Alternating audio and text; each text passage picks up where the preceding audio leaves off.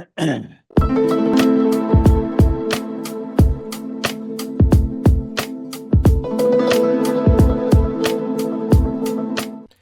not going to spend a lot of time editing this. This is the video as we did the debate live. If you have questions, please post in the comments. Hello, everyone. My name is Dave Feldman, and today I'll be moderating a debate between Tucker Goodrich and Raphael Sirtoli. The proposition is doctors should tell patients that high linoleic acid seed oils are unhealthy. Tucker will take the affirmative position, arguing for. Raphi will be taking the negative position, arguing against. Both participants have shared their featured studies with each other, providing time for each to review. Other studies may be referenced, but are not considered featured. Both participants will have an opening statement of up to 5 minutes each and a closing statement of up to 5 minutes each. Otherwise, this debate will be open and conversational. I will only interject at my discretion or if called upon by one of the participants to enforce etiquette. We'll begin first with Tucker's opening statement, arguing for the proposition. And Tucker, the floor is yours. Hi, everyone. Thank you for coming today. Thank you, Dave, for having us. Thank you, Raphi, for joining us and for volunteering to take the negative side. Much appreciated so that we could get at least get this debate up and running. So should doctors recommend high linoleic acid seed oils as healthy to their patients? Unfortunately, this is the standard position of the United States dietary guidelines and the nutrition authorities in the United States. I think this is a mistake. And one of the primary reasons I think this is a mistake is the topic of because of the effect these oils have on heart health. Now, as many people will know, I could go on about the topic of seed oils and health for hours. We're going to try to avoid doing that today. So I'm going to limit my points to the primary cause of death in the United States, which is cardiovascular disease. Starting in the 1960s, the medical authorities did a number of different RCTs of humans attempting to improve cardiovascular disease status by increasing the consumption of high linoleic acid seed oils. This is covered in a meta-analysis that is appended to the Ramsden 2016 paper that I've attached as one of my pieces of evidence. Reevaluation of the traditional diet heart hypothesis, analysis of recovered data from the Minnesota coronary experiment. The MCE was a study that was organized by the American Heart Association and the medical establishment of the 1960s to once and for all show that seed oils, high linoleic acid seed oils, would improve heart disease outcomes. Unfortunately, what it showed was that while seed oils do in fact lower LDL, and that has been shown consistently, to the degree that it lowered LDL, it also increased mortality risk. The authors of this paper did this reanalysis because they were trying to understand what all of these RCTs showed. And appended to that was a updated version of their meta-analysis, which kicked off this process. And I think this is the best meta-analysis that's ever been done on this topic because they were the only ones who rigorously segregated the results from high oleic oils and other types of polyunsaturated fats, be they high in alpha linoleic acid, which is also found in some low linoleic seed oils, or from fish oils. And what they found was that the studies that increased high oleic oils consistently produced worse outcomes. The MCE was the last such study to be done, and it was the largest such study to be done. And it was the most rigorously controlled and organized, having been organized by Ansel Keys, who was the fellow who came up with the diet heart hypothesis and was the primary proponent for consuming seed oils for cardiovascular disease health. Now, bunch of RCTs are good, but I really like my mechanisms. So let's go on to Steinberg et al. 1989. Now, this was a seminal paper in the field of cardiology because Steinberg and his colleagues were able to demonstrate that what causes the onset of atherosclerosis is the oxidation of omega-6 fatty acids in the lipoproteins, right? This was something that had been demonstrated before by Brown and Goldstein, who won a Nobel Prize for discovering the LDL receptor. And these gentlemen demonstrated that the mechanism was the omega-6 fats. Subsequently, Delorgeril did a demonstration in the Mediterranean linoleic acid diet, showing that reducing linoleic acid in the diet reduced cardiovascular disease by about 70%. Wine in 2010 demonstrated that reducing linoleic acid increased omega-3 fats, the beneficial fats. And in 2020, a broad overview of linoleic acid, of LDL and disease, the European Atherosclerosis Society, written by Boren, demonstrated that this is, to this day, the only demonstrated path, the only demonstrated path to cardiovascular disease from the diet. Boren showed that LDL must be modified, turned into either oxidized LDL, as demonstrated by Steinberg, or two other types of oxidized LDL, and that this is the only known pathway to get from diet to cardiovascular disease, the leading cause of death in the United States.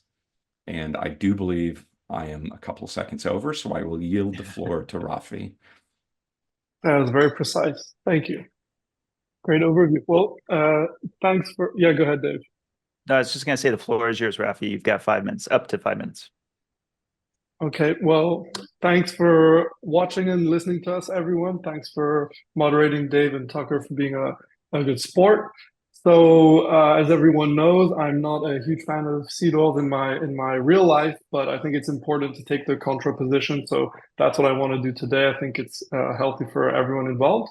So I'll start by saying that the question of seed oils is like any other question. You have to attack it from many different angles and look for consilience of evidence. So we want to find pieces of evidence that don't fit, even though there could be pieces of evidence that do fit our particular position. So I'll start off by listing my main arguments, and then I can go into them in more detail within the time allotment. So I'm going to argue about oxidized LDL and how well that tracks with markers of atherosclerosis or events of atherosclerosis. So that's one thing. I think it's a bit more complex picture than the position to simply limit seed oils in order to improve ox-LDL and to reduce your chance of dying of heart disease. So the second one is that there's a huge confounder in this epidemiological literature, and even within trials, controlled trials, and that's the confounder of refined carbs, always being at the scene of the crime along with seed oils when we're looking at those factors that affect diseases of civilization. And it's a non-easy confounder to disentangle from. So that's another argument I'm gonna make. Then we have this question of inflammation and this mechanism that's basically, it's a coin with one side being inflammation and the other being oxidative stress.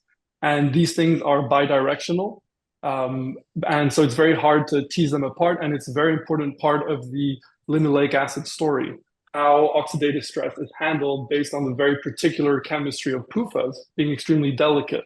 So they're very, it's intuitive to consider them to be important is in diseases where there's sclerosis, like of the heart. So that's a very intuitive argument, but there's complexities when you look at trial results and interpreting this and judging the plausibility of seed oils as being a contributor to that sclerosis in arteries. And there'll also be a headache RCT in which we can look at the presence of oxylipids, which are oxidized metabolites from omega-6 linoleic acid. And my other position is going to be about, well, let's say we do eliminate seed oils. What's the alternatives? And actually, some of these alternatives, some are being created. There are traditional alternatives. And there are modern alternatives that are not high in linoleic acid, but are still processed oils from fruit or seeds. And they have their fair share of problems as well. So there are second order consequences that you have to accept when deciding to remove an oil from your diet. So that's going to be another argument. And then I'm going to talk about the Lion Diet Heart study. That is another huge study that was done in the city of Lyon a few decades ago in France. And what we can learn from that study, as it's one of the few big randomized controlled trials changing the sources of fat, of cooking fat, and the proportion of dietary linoleic acid.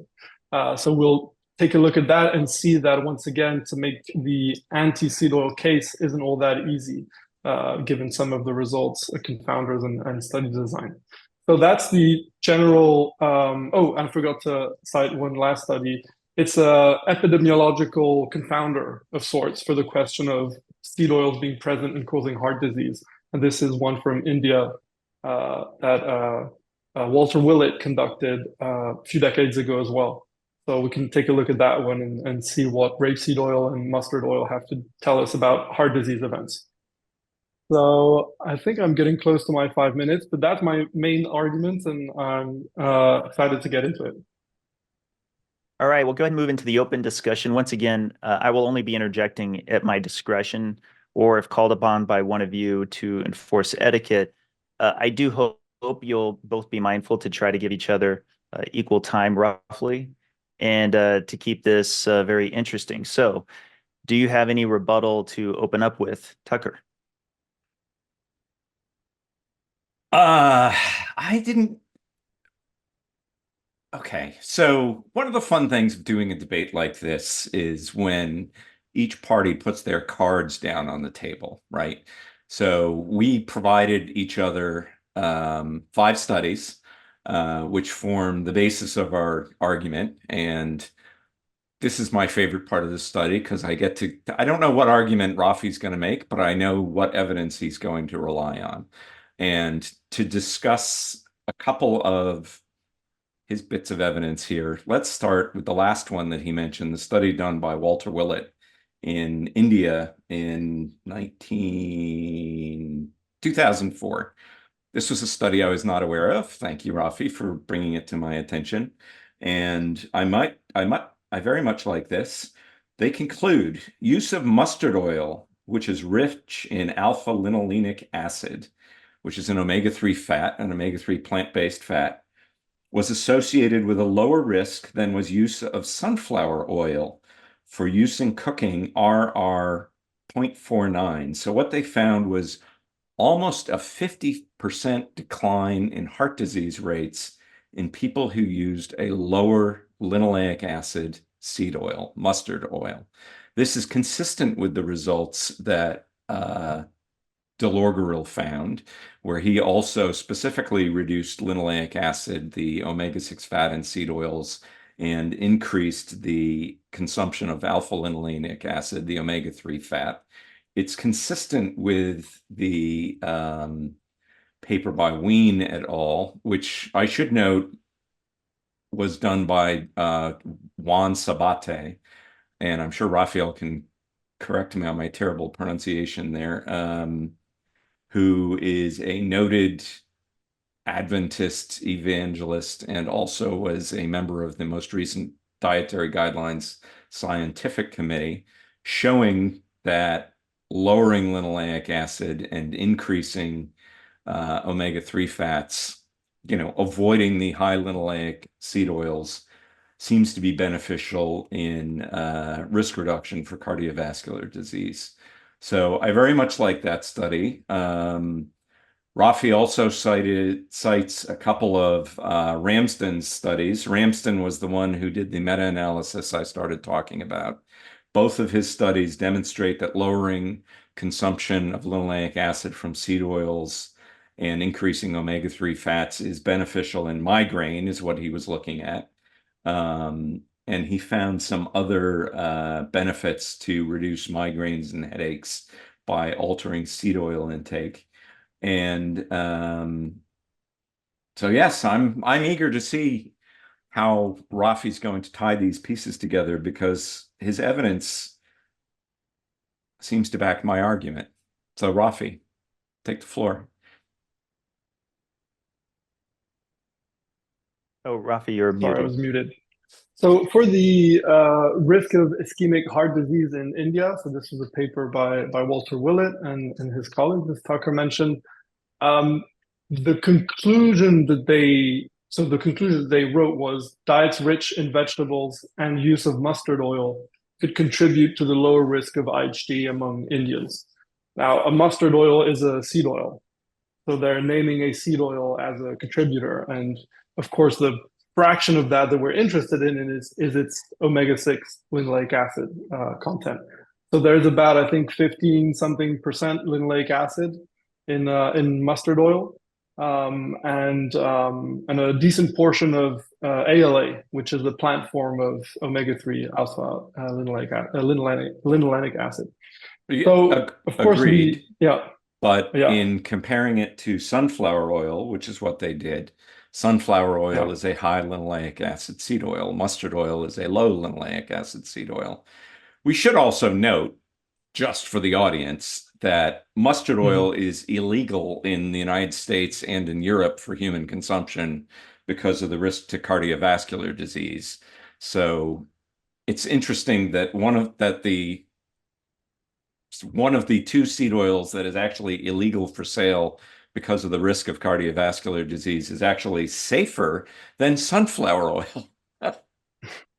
So I think the important point here is that the heart disease risks identified as the reason for not pushing that oil to the market is for the erucic acid content, not for the linoleic acid content, which is why sunflower oil is allowed on worldwide markets, because that's not of concern to the producers of these oils in terms of heart disease risk. And you're right, the mustard oil has a lower amount of linoleic acid than the sunflower oil, and it also has a higher amount of alpha linolenic acid. And the question is, do both have to coincide for the heart benefit to appear, or does just the addition of ALA suffice? And we can't get that answer from the study, but what it doesn't conclusively show, it is that lowering the omega-6 level was the key factor, because we also added an amount of ALA there. So we'd have to control that variable in order to definitively establish that causality. And I think there are a lot of arguments for ALA being important, because not only is the importance of the omega-3 to the omega-6 ratio important, it's giving us an example potentially of where, well, the omega-6 the level of omega-6 linoleic acid matters, but how much when you've got sufficient ALA. And that's where you can, make an argument, I think, for maybe this not being such a slam dunk result. Okay. Ween looked specifically at that question. They took two diets, a 10-to-1 diet with a 10-to-1 ratio of omega-6 to omega-3, and a 2-to-1 diet with a 2-to-1 ratio of omega-6 to omega-3. They didn't look at outcomes, but what they looked at was the production of the long chain omega-3 fat EPA. Now, EPA is approved by the FDA as a therapy to help prevent heart disease.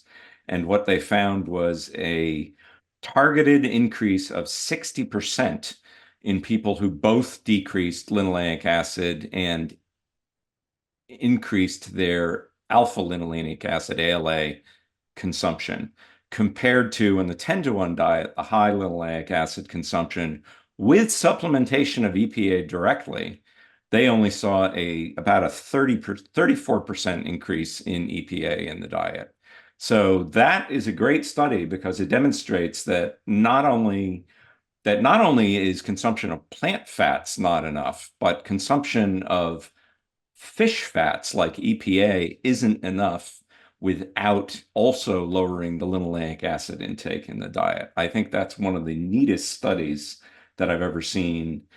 Again, to your point, to the point I'm sure you'll make, they didn't look at outcomes here, but we have other outcome data looking at the benefits of omega-3 fats, such as the Rastogi study that we were just talking about in India. You're on mute, Raphi. Sorry about that. Yeah, the fact that there are no outcomes, of course, limits how far we can take it. But I mean, erythrocytes certainly, I mean, of course, they're an important measure. I'm not going to discount that. But when we're looking at heart disease, it would be better if we had some, I think measures of either what's going on in lipoproteins, which make it into the artery somehow, or other non-lipoprotein, effects there in order to really pinpoint the lesion mechanism, because ultimately that's what we're interested in. Like you said, you're big into mechanisms, and I think where that localizes is important. And if we're sticking to erythrocytes and there's no outcomes, there's like a two-step extrapolation process from there, which might or might not be valid. It's certainly something to confirm, but yeah, it is somewhat limited. But about the ox-LDL you mentioned initially, this was first time I tracked this marker was probably back in like 2016, 17. It was really expensive. I had to go to Paris, and I'm in south of France, and it cost like 90 euros or something, takes 2 weeks. I was super excited about it, because it was like, okay, this is my best CVD risk assessment, because I only had ApoB prior to that. And so I got my result back. It wasn't all that high. It was a bit higher than average. And so I was trying to understand, like, how much should I read into this, basically? Should I use this to assuage my fears of ApoB or not, basically? And I sort of came to the conclusion that it's interesting. It has some decent correlation, some consistent correlations, but there are things like the particle number that track with it much more heavily than oxidative stress. And so that's a problem if your hypothesis of heart disease relies on ox-LDL as a marker of oxidative stress, when you can manipulate it very powerfully by changing your LDLP number, which Dave can tell us all about. And so that makes it a noisy marker to me. And so I'm not so sure we can use it as a, slam dunk, basically, for heart disease prediction. And yet that's, as they demonstrated in the Boren 2020 paper, that's the only factor that we know propagates heart disease in the body, is the oxidized omega-6 fats in oxidized LDL, which does track quite well with acute cardiac syndrome, with negative outcomes in healthy people, and, is found, I mean, one of the interesting, oxidized omega-6 fats and are found always universally in atherosclerotic lesions. Steinberg did a number of studies after coming to the conclusion that oxidized omega-6 fats are what were causing normal native LDL to become atherogenic. And first in rabbits, they replaced seed oils in the diet with olive oil, which has much lower levels of linoleic acid. And then they did the same test in humans, which has been repeated, I can't even tell you how many times over the years, where they replaced seed oils with lower linoleic acid fats like olive oil, and saw that it made LDL resistant to oxidation through the mechanism of lowering linoleic acid, because, literally the definition of an oxidized LDL is an LDL particle with oxidized linoleic acid in it.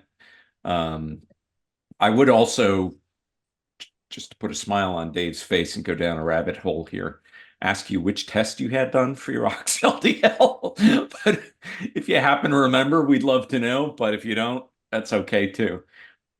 All right. Isn't there one, the E10 something antibody that tracks too much with particle count versus the actual oxidized moiety? Isn't there something there?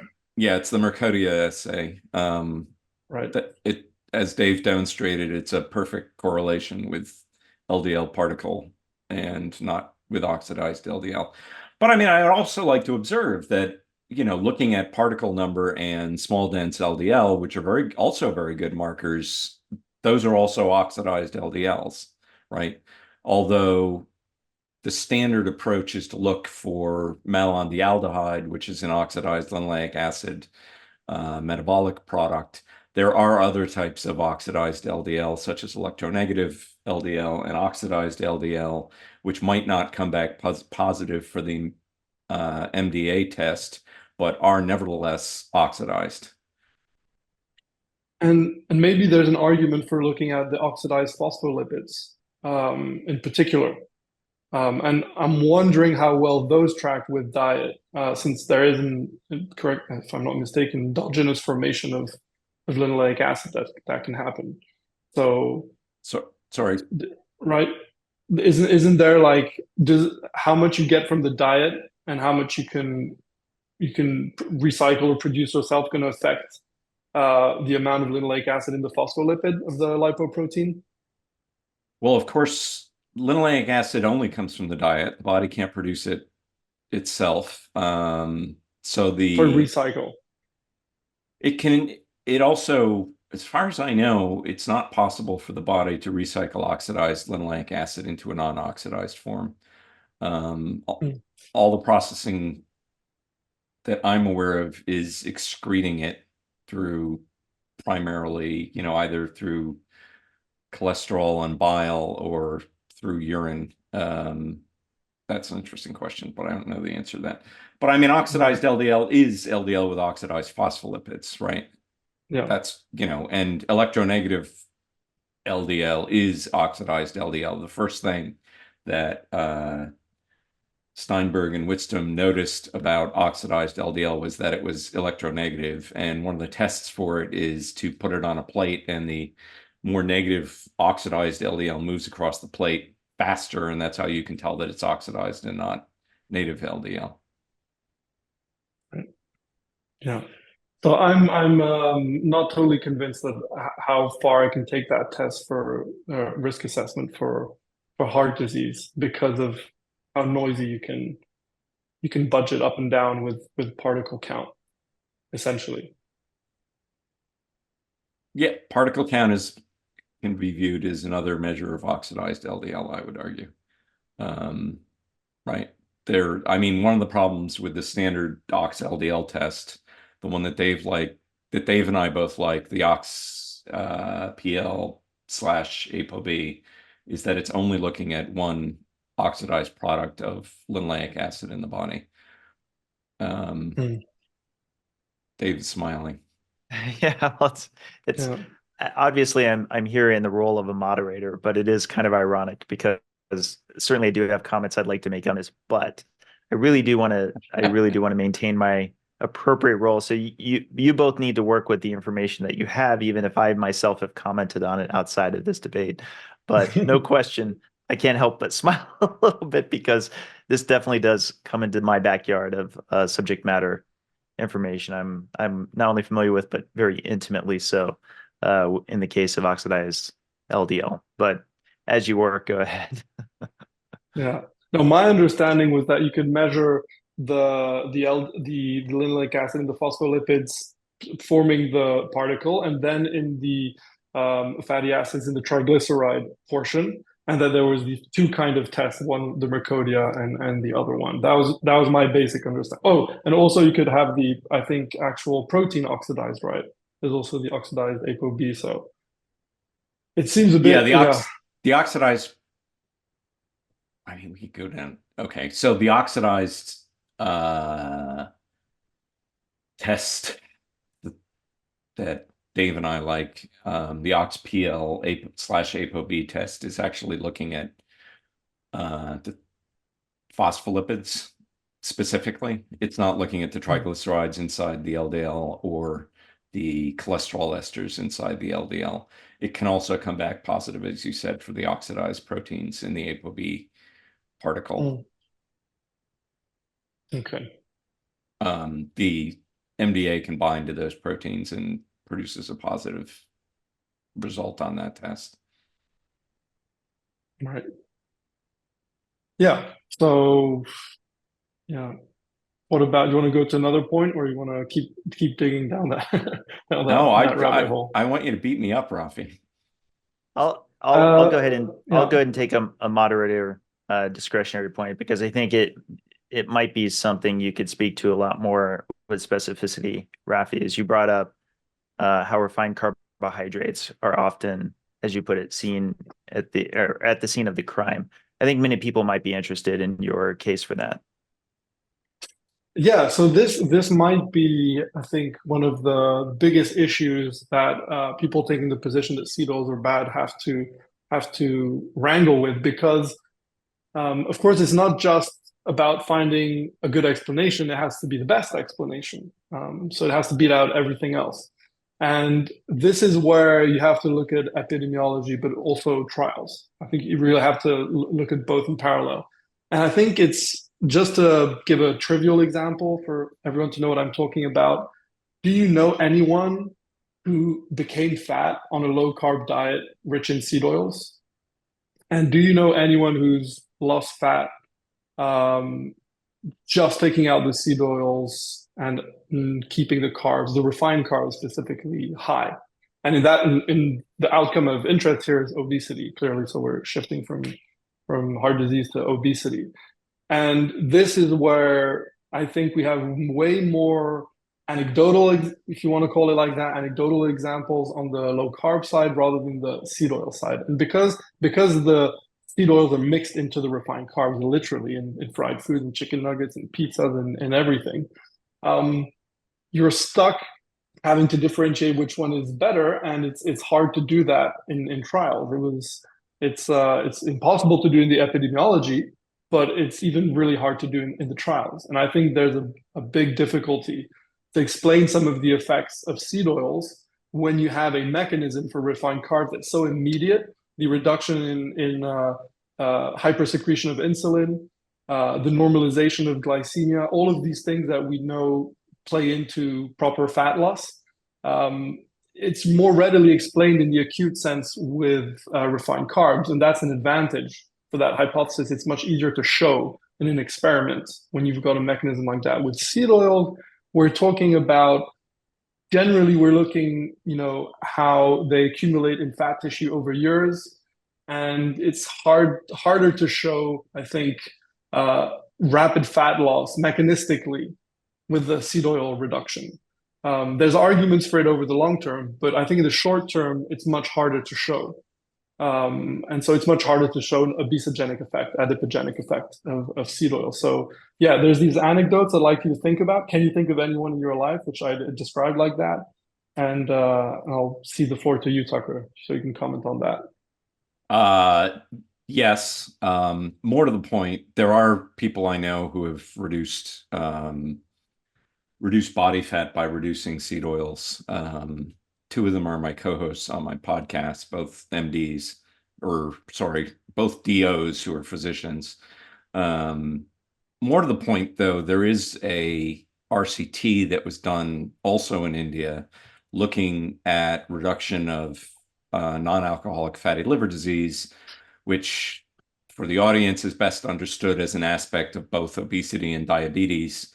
In which they switched the participants from a safflower oil diet, which is a high linoleic acid diet, to either a canola oil diet or an olive oil diet. And they saw a progressive decrease in not only fatty liver disease, but in hyperglycemia, insulin levels, and in body weight.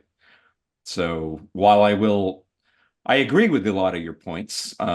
It's definitely a confounder, right? They're confounders looking both ways, but we do have that RCT. We have another couple of RCTs done, or of trials done in humans showing decrease in fatty liver symptoms solely by reducing seed oils, linoleic acid, and in one case, increasing omega-3 fats. Epidemiologically, the data is also consistent. We have the example of China and Japan, both of which over the last many decades have transitioned from a very high carbohydrate diet to lower carb, higher fat diet with a big increase in seed oils. And both were accompanied by increased rates of heart disease and increased rates of obesity. So I agree that the combination of seed oils and carbohydrates is uniquely bad, but I think the lever that's moving it, the relationship, is the seed oils and not the carbohydrate intake. And I mean, it's quite amusing because when you read Japanese papers, their consumption, their fix for being overweight is to go on a very low carb, very high carb, low fat diet, because that's what everybody in Japan ate when nobody was obese over there. I do think that diet has other problems that we can, gallbladder disease is a typical outcome from it. But I think we do have pretty good evidence that while they're definitely confounders, and I think I completely would argue that the combination is uniquely bad, I think that the evidence is pretty clear that even then it's the linoleic acid that's driving the pathology. So I'm going to make an assumption, which is And by the way, all those terrible, references were off the reservation. So right. my apologies. I'm going to make an assumption, which is that those people who go on a like high carb diet, probably with like white rice, probably are also calorie restricting at the same time. Would that be fair, or would you think they'd not calorie restrict at the same time? Well, another one of the anecdotes is my daughter, who moved to Japan Mm. and promptly discovered that in America, we have the freshman 15 or the freshman 40, which is the 15 to 40 pounds that freshmen gain when they go to a college campus and start eating the campus food. From my experience, it was it's produced in a kitchen. It's typically high in seed oils, as most kitchen food is. In Japan, the freshman 15 refers to the 15 pounds that all the foreigners lose when they get to Japan and start eating the Japanese diet. And no, she's never had to calorie restrict. She lives how would I say it? She eats well over there, let's put it that way. And Right. shortly after she got there, I started getting panicked emails about her wardrobe that nothing fit her anymore. She was too small. So do you think you think the effect would be large enough where you could get someone who's coming to you like, look, I want to lose fat. I eat out at these places, and I'm eating these things which are a mix of refined flours and fat, and you're like, just make sure you don't eat the fried food, make sure you don't cook with seed oils, make sure you don't, basically that you lower your linoleic acid intake, and you don't have to lower your carbs, eat as many potatoes as you want, fruit, all of that stuff, basically rice, and then they would lose. Would you think would you recommend that to people basically to lose fat? Like, don't worry about the carbs, but just drop the seed oils. I mean, you could do that. I don't think it's as fast as lowering carbs and lowering seed oils at the same time. Mm. And it's kind of a little outside the scope of the conversation, but I think a higher fat diet is healthier than a higher carbohydrate diet. And I think going in the direction of a ketogenic diet would be high in animal Yeah. fats, low in seed oils would be the optimal way to lose weight. Because I agree with you that the two are confounders. Mm. But, I mean, most of the people on Earth prior to the modern era were eating high carb diets and did not have obesity problems, right? I mean, outside of the Eskimo populations and maybe the Maasai warriors, that was the standard diet on the whole planet prior to the obesity epidemic. And most populations, when they enter the obesity epidemic, the singular change that they experience is an increase in fat consumption, and it's primarily vegetable fat consumption in the modern era. This is the nutritional transition that Popkin has written a lot about. Another off the reservation reference. Sorry, everyone. Right, right. I recall, so that reminds me of when I looked at the spread of seed oils throughout the globe and built a timeline for it. And so you go really, really far back in these old documents, and of course you get back to the Weston A. Price literature because there was a lot of original information in his texts. And what you tend to notice is that a lot of these remote islands get, of course, stuff shipped right over very long distances, so they have to be shelf stable, and that means oils and flours essentially, which Right. are dried and concentrated fats. And it's basically I specifically looked for an example where they mentioned oils and no refined carbs and could not find some. but I could find numerous examples where only refined carbs were mentioned and not the oils. But often they went together very commonly as well.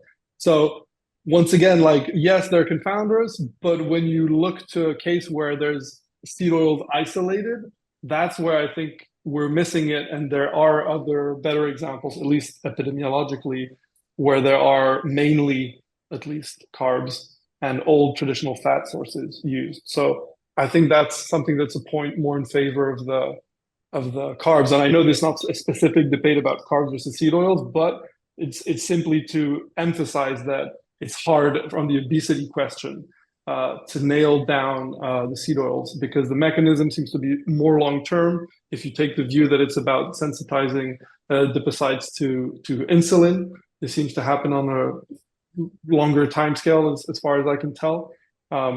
And for the carb, you have a much more acute short-term mechanism that's easier to measure. And just quickly, I think in the whole trial, if I'm not mistaken, the group with the higher amount, I'm not jumping into a trial now, but the which trial? The Kevin Hole trial, which was animal-based yes. low carb, plant-based low fat. If I'm not mistaken, the higher linoleic acid group was the animal-based low carb because they had stuff like mayonnaise in it. So yes, apparently his dietitian considers mayonnaise to be an animal-based fat. Yeah. Oops. Right. Setting that craziness aside, we actually saw that this group lost ultimately in the reanalysis of the results that came out. They actually lost. Their effect was so powerful that it gave a false benefit to the low-fat animal plant-based group. So there we have. I know it wasn't controlled for the amount of linoleic acid, so I don't want to overstate it, but it is interesting. It's suggestive, at least, that with a higher amount of linoleic acid in the animal-based group, they were low carb, and that was greatly beneficial. And the lower linoleic acid group didn't lose as much. Probably didn't lose as much fat because we don't know it. We'd have to run the study again. But at least from the reanalysis, it suggests that they didn't benefit as much. So that's another data point. That's yes. I haven't gone through the reanalysis. That's been going back and forth for several years now. But okay. So so let's say you have healthy non-diabetic, non-obese people, and you want to make them insulin resistant and hyperglycemic. So we have a standard approach in medicine to do that, and it's to inject intralipid into their veins, which is a soybean oil product, and it promptly makes them insulin resistant and hyperglycemic. This has been demonstrated going all the way back to 1964. They've done a trial where they gave oral soybean oil to see if it would work through that pathway, and they saw the exact same effect orally as via IV. So rather than it being hard to fathom that seed oils could cause insulin resistance, it's the standard approach to induce insulin resistance in animals and humans, and has been for, since the 1960s. So yeah, I think it's, and similarly in humans, when you take people off the intralipid infusion and put them on a fish oil infusion, those negative effects go away, right? Even though they're still on a high polyunsaturated fat diet. Fish oil, I think, is 0.5% linoleic acid, whereas soybean oil is, I may be wrong here, 55-60% linoleic acid. Yeah. So, I mean, that's a clear human model where they don't get obese on that diet, interestingly enough, the high-fat diet, which is a topic for another discussion, but they do get insulin resistant and hyperglycemic, typically in fairly short order. Right. So yeah, the TPN studies are fascinating. When I was looked into them quite a bit, actually, especially in the context of infant formulas and all dietary formulations that aren't just like oral. So those are fascinating. So one thing here that we have in the TPN studies, first of all, it's an injection intravenous rather than oral dose. So that's one thing to consider. Although, as I pointed out, they've confirmed that it works orally the same way as it does IV. You mean when it's a gastric a gastric cannula, or when No, it's if you just drink it. eaten? Drink it, okay. And Folks, what don't drink soybean oil at home, please. right. So they would, you mean it's part of a diet or actually drank like as an isolated shot? As an intervention, because they Okay, wanted to see if yeah. the same dose orally would produce the same dose as the IV. Again, another reference And that's off the yeah, reservation here. But I'll right. try and go through after this and Mhm. put the stuff, Raphi and I will hopefully put the stuff up somewhere so that people can go through and follow through, because we're way over 10 studies now. Right. That's fine. I don't mind it. So I would guess in rebuttal to that, so we have some paradoxes. It would be one way to see it with seed oil. So um, we can see that a 35% linoleic acid diet resolves diet-induced obesity in mice. So 35% of linoleic acid is a very high amount of linoleic acid. Yep. And you'll have other models where diet-induced obesity is at a lower level of linoleic acid. So you can induce obesity with a lower level of linoleic acid, and then you can reverse it with a higher level. And then if you go even higher, so if you go not 70% LA, but 70% corn oil diet in rats, there you see again, once again, a failure to reverse obesity. So it's not clear what context makes this obesogenic, and it's harder to show in human studies because at the moment, if we think that the evolutionary norm was between 1 to 3% approximately, the modern norm is well above 10 now, I think, on average. Right. So I know yeah, you've done the homework on that, so I'll concede that to yeah. you. Pretty much. So that's a pretty substantial increase. I would say anywhere from 4 to 10-fold increase in linoleic acid. And so if you have this, like you were mentioning, this acute insulin resistant effect, well, its removal should show the mirror of that. And I'm Right. skeptical have we shown this in weight fat loss trials that its removal results in this rapid resolution of fat loss? The 3 trials I'm aware of that targeted reduction of linoleic acid, 2 of them were designed to be weight stable, so they were overfeeding people if they lost weight, and they didn't disclose that data. The one that I mentioned before, the Indian one, they didn't attempt to keep people weight stable, and weight loss was concomitant with linoleic acid reduction. So yeah, I agree. Was it the one with CLA, with the CLA capsule as the control? No, it was safflower oil was the standard diet. Oh, And canola oil and olive oil were the interventions. right. And so I guess, well, I have a question actually. So if we're saying, okay, you need to bring the linoleic acid down, how much do we need to bring it down? Because you've mentioned a few studies where the lower LA oil was beneficial in some way, but it was still an oil that was easily 5 times the evolutionary norm. So are we saying that we don't need to bring it down that low, or? In those diets, well, keep in mind, olive oil varies a lot. They didn't test for linoleic acid level. The carbohydrate consumption in those 3 arms was, if I remember correctly, 70%.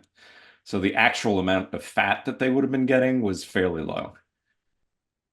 Right, right. And I guess this is another difficulty. And this is for everything. This is not just for linoleic acid, but interpreting things in a calorie restriction context versus an overfeeding context, which is different from an ad lib context. And we also have mechanisms in the liver, like I think it's hepatic ketogenesis, that can beta oxidize a lot of PUFAs, which have a high oxidative priority and are very keto friendly in terms of generating ketones. Right. So we have a mechanism to rid of them when we lower the carbs. And this would be yet another indirect supportive piece of evidence that it's not so much the level of LA here that's mattering. Maybe it's more of your context in terms of how much of a fat burner you are. So there's another side of looking at it. I mean, if you go back and you look at the United States in the early 20th century, where we were at, 2 to 3% linoleic acid, and the carbohydrate consumption level was about the same. obesity, diabetes were rare, heart disease was low, fatty liver disease was unheard of unless you were an alcoholic. You know, these things just didn't exist. I mean, now in the United States, diabetes broadly defined is seen in 51% of the population. So we went from rare to a majority over the last 100 years with an increased consumption of linoleic acid.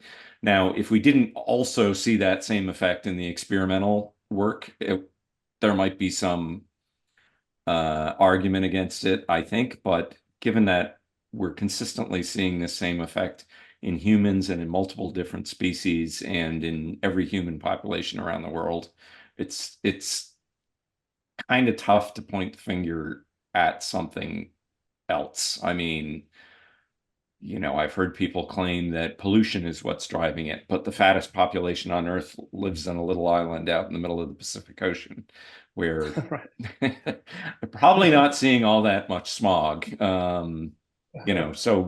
But they do eat a lot of imported processed foods, which, as we know, one of the definitions of a processed food is that it's going to be high in seed oils. That's the standard approach that food producers are using now.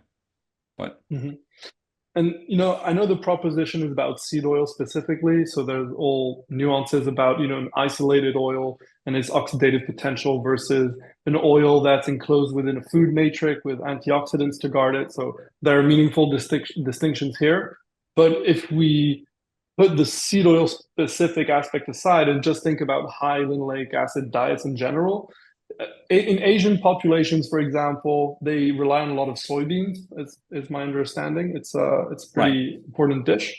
And there's about, if I get this right, about half of that is linoleic acid, 55% of its fatty acid profile of soybeans. So if it's something that's consumed on the daily, it's in significant proportions as a base of a meal, often how beans and rice are consumed.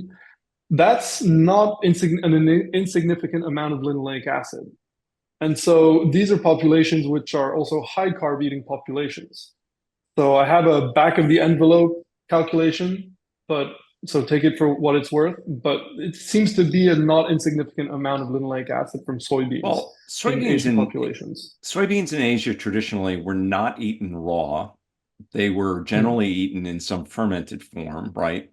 I mean, I don't think soybean content or the oil content of, say, whatchamacallit, soy sauce is high. Tofu is not the soybean itself is not an oily bean, right? If you ever eat them, I mean, corn, for instance, has a much higher oil content than soybean does.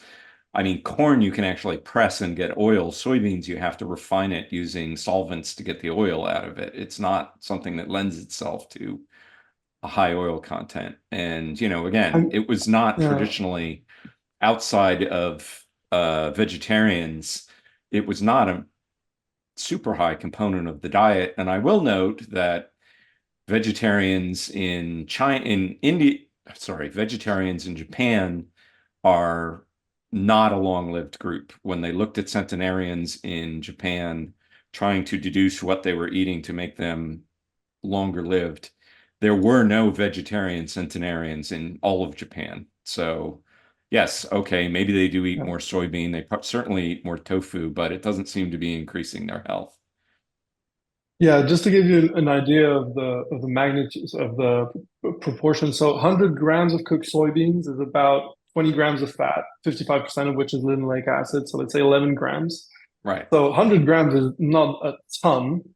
So they'd probably eat quite a few times that number. And that's not an insignificant amount of linoleic acid potentially in their diet. And not considering the other sources that could come from sesame oil or whatever else they're cooking with. And they're in a high carb context. So it's an interesting, I don't know if there's a good paper on soybeans specifically, but at least traditionally and just looking at the basic math of it, it seemed like it could be an example of higher carbs and not so low linoleic acid being associated with a healthy population. Right. Yeah, that's an interesting avenue to go down. No. Let's see, which other point might I want to? Oh, I know. I'll make a point about the toxic contaminants in oils because that's such a lovely topic we all have to deal with when we make choices about what we want to get in the grocery store. So, okay, let's say we convinced everyone, everyone's off of seed oil. Then where have we pushed them to? One possibility, if they're not going for beef tallow and butter and zero acre farms, that's going to be palm oil and olive oil. If you got a bit more means, especially palm oil. And That might be one. this is your one of your 5 papers, Eris, from 2020.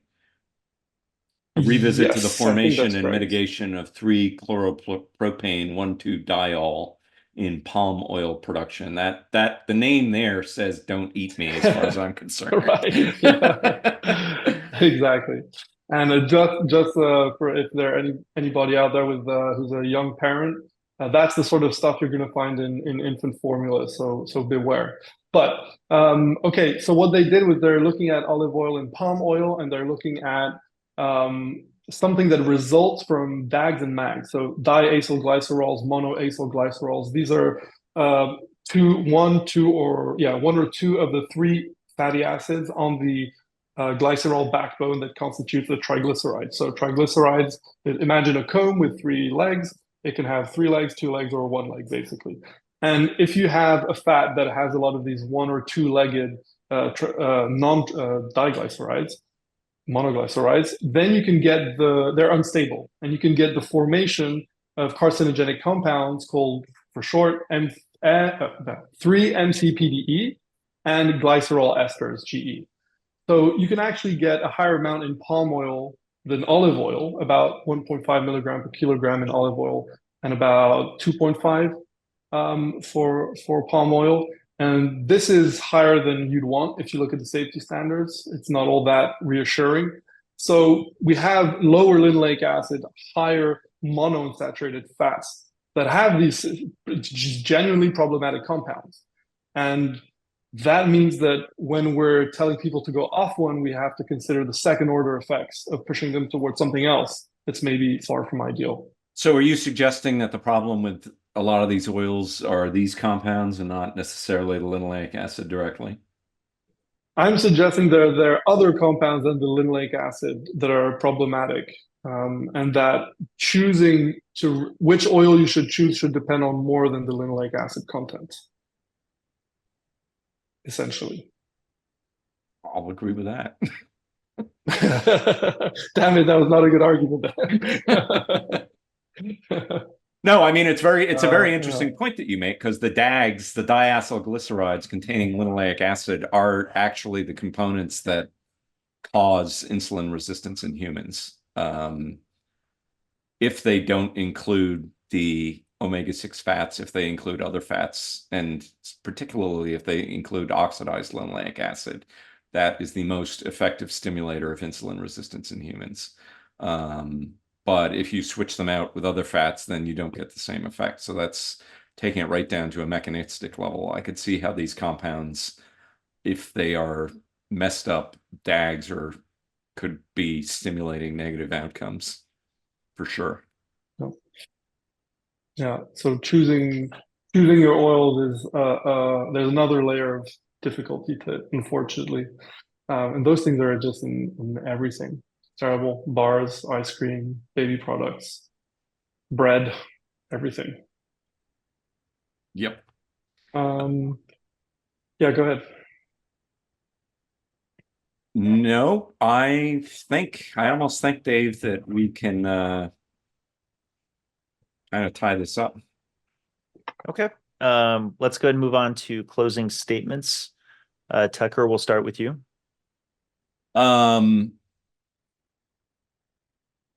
Yeah, I think the weight of the evidence is clear that if you are a physician and is that if you were a physician and you were advising a patient what to eat, that there's enough evidence out there that linoleic acid is involved in chronic disease incidence and progression, that just from the first do no harm principle, that it would be very ill-advised to recommend that you consume these oils. I will note that the dietary guidelines of the United States recommend keeping consumption under 10%. Raphi mentioned that it's probably over that now for most Americans. So, you know, even by the dietary guidelines, we're up against the north end where they note that high intakes can promote cardiovascular disease and cancer. I think the evidence that we have from an evolutionary or an epidemiological perspective that high intakes of these fats is lacking, and what evidence we do have indicates that chronic disease has increased along with consumption of these fats. And I think that any physician who is, you know, even Walter Willett, we've seen, the head of nutrition at Harvard University, has published papers showing that increased consumption of sunflower oil leads to an increased rate of cardiovascular disease. Thank you, Raphi, for that one. I'll be quoting that one forever after. So it's rather hard to find at this point. Everybody agrees that PUFA consumption with more omega-6 fats is a better outcome. And I can't think of any good reason why a high linoleic acid oil, especially one that's going to come in a rancid condition, as most of them are, is going to be beneficial to human health. That if you are looking for better PUFA consumption, you need to move away from omega-6 fats and towards omega-3 fats and fix your omega balance. And I think that is the position that a physician should be taking with their patients now. All right. Raphi, your closing statement. Yes, so I would probably give a very quick summary of what we covered. So we discussed OX-LDL. I argued that it was confounded by the particle number that you could push up and down and make noisy, and that it was less reflective of oxidative stress, which would be our preferred thing to be reflected in it as a marker for heart disease. Also, I think it's the confounding by the refined carbs is a serious issue, not only for obesity, but in other diseases of civilization, because they occur. So establishing causality where you have to make you have to get the temporality right. Yeah, temporality right, where the thing comes before the problem, and you have to disentangle it from other things or putative bad things that came before the problem, like refined carbs. So I think the epidemiological literature is at the very least mixed and probably not in the favor of seed oils. As for the inflammation, actually, we didn't go very deep in this, so I'll just add it, and you can rebut this, Tucker, because I didn't give you a chance in the main point. But in the headache trials, we talked about the role of dietary omega-6 fat. And the problem is that in those trials, first of all, they found no statistically significant difference in the endpoints, which was a HIT-6 score for how bad headaches were between the omega-3 arm and the omega-3 plus low linoleic acid arm. So there was no significant difference in the primary outcome, which suggests that the benefit... Significant and statistically significant are not the same thing. Very and true. I'll come back to that, but I want to make that point. I'll put a marker up, Dave. I'm going to want a minute or two to discuss that afterward. Totally fair. Yeah, please. I was just gonna say I'll grant the discretion because of the fact you, Raphi, are bringing up something that wasn't actually discussed in the body of it. But normally you're not supposed to interrupt a closing statement, Tucker. No, that's fine. He's right, because I brought it up and he wouldn't have. It's an important point. So to come back to the inflammation and the oxidative stress question, which we touched on in the OX-LDL section, but I omitted to talk about it in the headache context. We had these trials where they added omega-3 and they added omega-3 and reduced linoleic acid. And the benefits were, and I'll give you the exact quote, the observed improvement in HIT-6, so the headache scores, in the H3 high omega-3 and H3L6 high omega-3 low linoleic acid groups was clinically relevant, but not statistically significant, respectively negative 1.5 versus negative 1.6.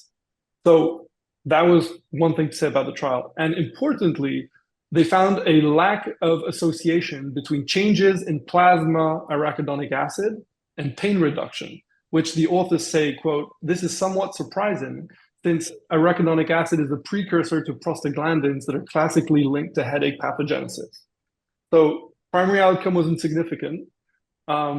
So you might as well just supplement omega-3 according to those results rather than lower your omega-6.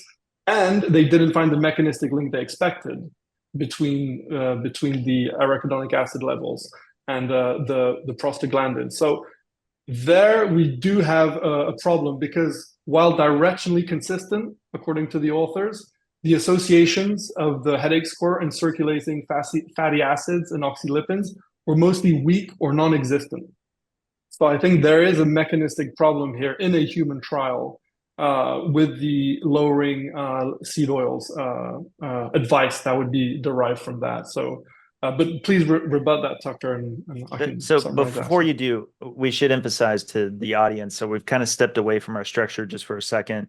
I think you'll both agree that because this is kind of a new point that Raphi's brought up, why don't we just go ahead and revisit the open discussion, and then we'll wrap up once more with the further context added.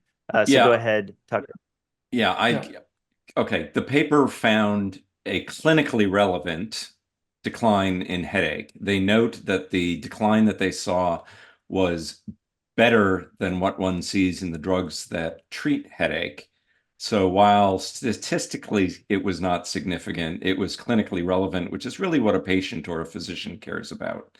The fact that the mechanism didn't work exactly the way that they thought it was going to is interesting, but is more of an academic point than a point for somebody who's got migraines and is trying to improve their migraine situation. So the authors also note that their trial was poorly designed in that they weren't using the recommended approach to track headaches, and that if they looked at that, it was clearly clinically relevant, which was where they had that comment in. So I would consider that,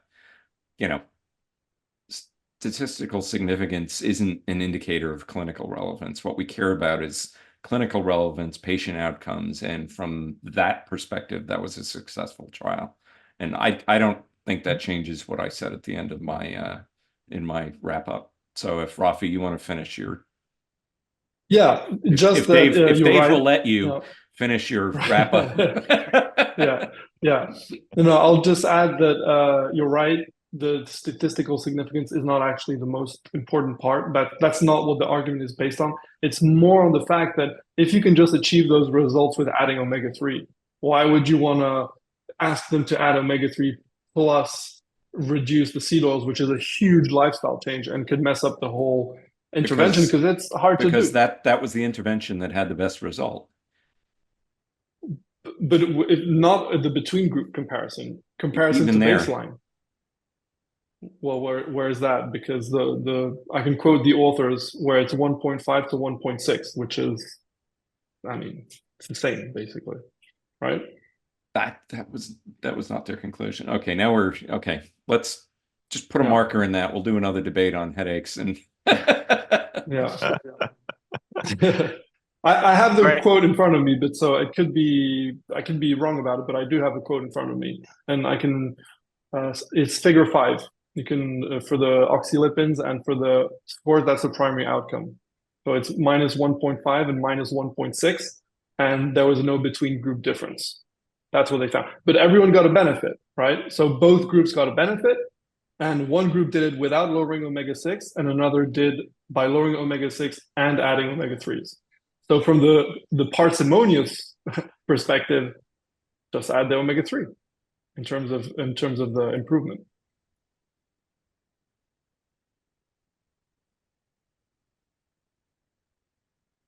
So okay. That's about the trial. Okay. I'll just finish up in 2 minutes, not even. So bracketing the headache trial. The last point was that we had also the line. We did talk about the line diet heart study, right? Yeah, we talked about that at the beginning. Yeah. So that again is, one of those big trials where more than one thing was changed. This is common in nutrition trials, so it's not a particular flaw to the omega-6 hypothesis. It's common to every trial, but it does make it hard to argue when the experimental group had double the level of ALA, just like we saw on the Walter Willett's retrospective case match control study, that it's the oil with a high level of ALA compared to the other oil. Then I mentioned the headache trial. So there's a lot of things to suggest it could be the omega-3, not the omega-6. And lastly, we have some mechanistic stuff in rats that I talked about, where high levels of LA can normalize diet-induced obesity, and then even higher levels of LA can then fail to normalize them. So it's hard to pin down an exact behavior for linoleic acid in obesity. So I hope I've approached it from a few different lines: epidemiology, even the anecdotal observation of people around us, although, of course, you provided counterexamples to that, Tucker. Contaminants that have nothing to do with the linoleic acid content that has to be considered in oils. And lastly, the big confounder that was refined carbs in the whole diseases of civilization story. So I hope that I've managed to steel man the people that I profoundly disagree with on the seed oil question. Just to be perfectly clear, come to Clinica Ferro Medical Clinic and hear me say a lot of have a very different narrative here.